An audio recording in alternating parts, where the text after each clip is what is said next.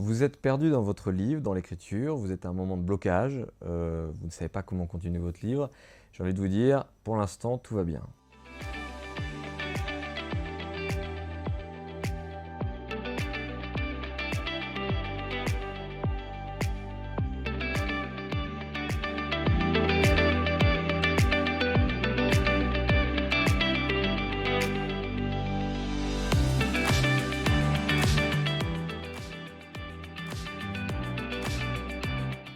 Allez vous promener, plutôt seul, parce que l'idée c'est quand même d'avoir un fond de pensée autour du livre.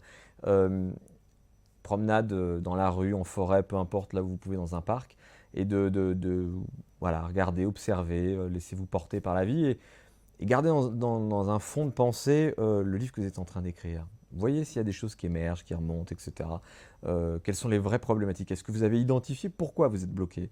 Est-ce que c'est parce que vous ne savez pas comment résoudre une question que vous venez de poser dans le récit, une péripétie autour d'un personnage, etc. Ayez tout ça en tête et voyez ce qui vient. Une autre méthode qui peut fonctionner aussi, c'est on a tous des livres un peu fétiches, vous savez, et typiquement, c'est de parvenir à identifier un livre que vous avez adoré lire, qui est un peu dans l'esprit de ce que vous êtes en train d'écrire. Alors, pas en train de copier un livre, hein, bien sûr, mais dans l'esprit, dans la tonalité. Et replongez-vous un peu dans ce livre-là, et notamment dans le ventre mou d'un livre, vous savez, vers le milieu du livre, là où il peut y avoir des moments plus lents, plus longs, parce que l'auteur a envie de se faire plaisir avec des choses, ou tout simplement parce qu'à un moment, il y a eu tellement de portes ouvertes qu'il faut un peu les développer. Et voyez comment l'auteur, lui, dans votre livre fétiche, a fait. Ça veut pas dire qu'il faut le copier, mais ça va vous donner des idées, peut-être, de moyens de répondre à certaines interrogations. Une autre méthode, c'est celle ça ne fonctionne pas avec tout le monde, mais ça peut vous convenir peut-être, c'est de prendre des post-it, ou des bouts de papier, et d'écrire plein d'idées que vous aviez pour votre livre que vous n'aviez pas mis. Des personnages, des lieux, des péripéties. Et vous en faites le plus possible. Et voyez si vous n'avez pas des nouvelles qui émergent. Et une fois que vous avez tout noté sur un grand papier, sur une table, peu importe, bah, essayez de voir ce qui peut aller les uns avec les autres, ce qui est en contradiction, et qu'est-ce qui peut être rattaché à ce que vous avez déjà écrit.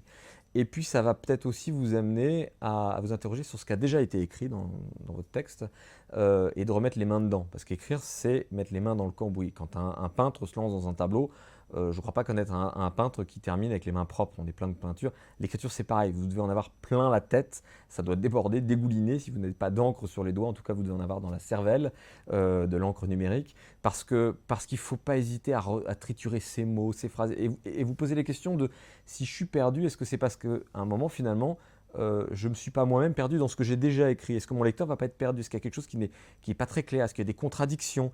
Est-ce que ce n'est pas le moment de les revoir avant d'avancer? Donc, il n'y a pas de réponse miracle quand vous êtes bloqué, mais en revanche, il y a certainement des tas de moyens d'essayer de trouver un déblocage ou de contourner le problème ou de relancer un peu la créativité.